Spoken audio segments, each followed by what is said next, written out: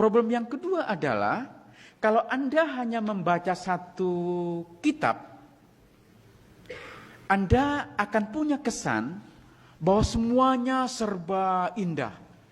Kelahiran Rasulullah, perjuangan Rasulullah di Mekah dan Madinah, kemudian beliau wafat, semua diceritakan begitu detail.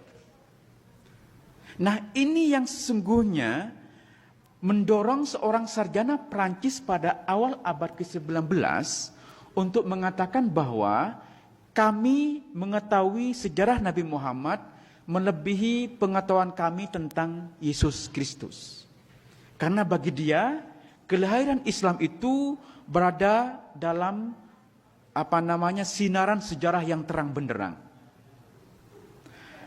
Tapi itu terjadi pada awal abad ke-18 ketika karya Ibnu Ishaq baru diterjemahkan ke dalam bahasa Prancis.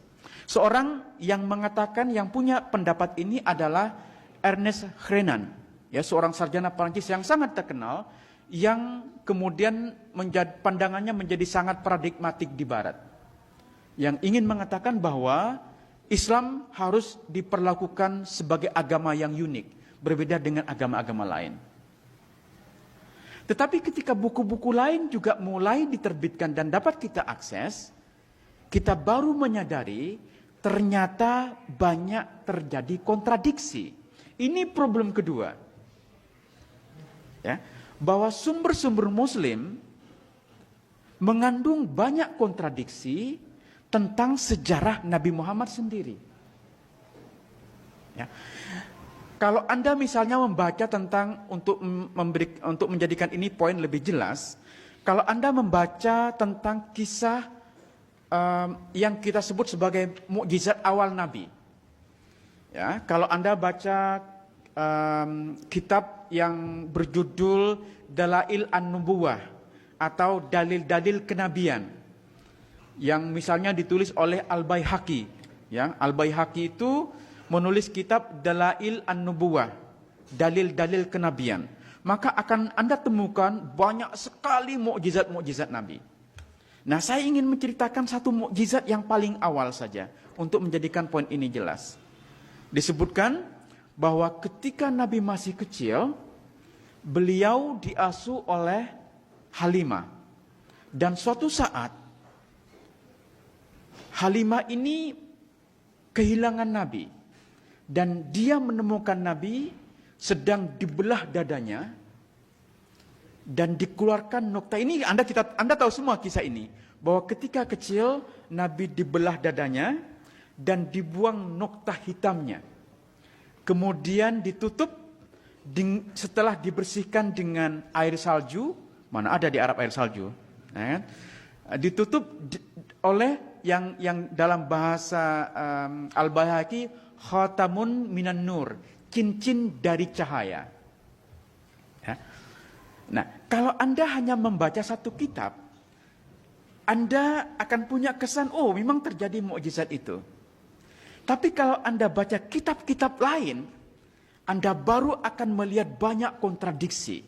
Bukan hanya kapan peristiwa ini terjadi, tapi juga bagaimana peristiwanya terjadi. Ya. Kalau Anda baca kitab-kitab yang tulis agak belakangan, Anda akan temukan kisah yang lebih dramatis. Jadi kalau kitab-kitab awal hanya menceritakan ada 2 orang berjubah hitam membelah dada Nabi. Tapi kalau Anda baca buku-buku belakangan, Anda akan mendapatkan kisah yang dramatis. Yang membelah itu bukan orang yang berjubah putih, tetapi burung yang membelah dada Nabi dengan dengan sayapnya. Itu kan dramatis sekali. Ya.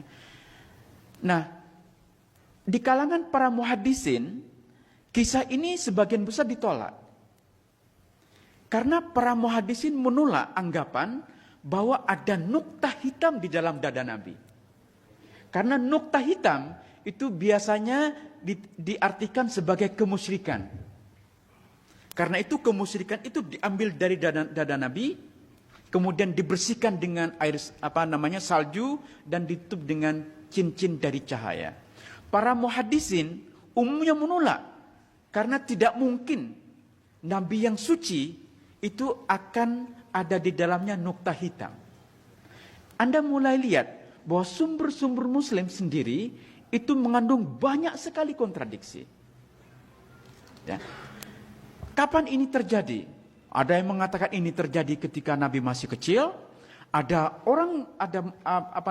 Sumber-sumber lainnya mengatakan peristiwa pembalahan dada Nabi tidak terjadi ketika Nabi masih kecil, tetapi sebelum Isra Mi'raj.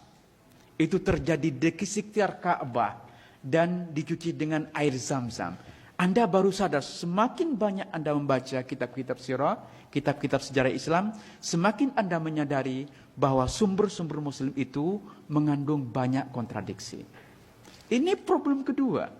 Bagi seorang historian, bagi seorang sejarawan, problem kontradiksi ini serius. Pertanyaannya adalah, dari berbagai versi itu, mana yang benar? Ya. Ada dua kemungkinan jawaban. Satu di antara versi-versi itu yang benar, atau semuanya tidak benar. Ya.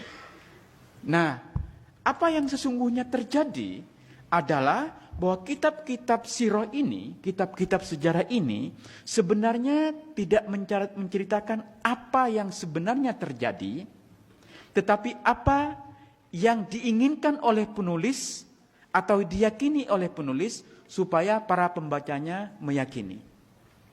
Jadi ada dua hal yang harus kita bedakan. What has happened, itu namanya sejarah, itu namanya fakta, itu namanya data. What has happened, apa yang memang terjadi. Ya. Itu fakta, itu informasi yang faktual. Tetapi yang kedua adalah apa yang diinginkan oleh penulis supaya pembacanya yakin itu yang terjadi. Nah, yang kedua biasanya disebut dengan salvation history, sejarah keselamatan. Sejarah yang dibuat untuk glorifikasi seorang yang menjadi idola. Nah, sumber-sumber yang kita punya, kitab-kitab yang ditulis oleh sarjana-sarjana Muslim, umumnya masuk dalam kategori yang kedua, yang disebut dengan sejarah keselamatan atau salvation history. Bukan sejarah tentang what has happened. Sudah jelas? Nah, jadi poin saya adalah kalau kita menggunakan perspektif revisionis, kita diajak untuk menyikapi sumber-sumber Muslim ini secara lebih kritis.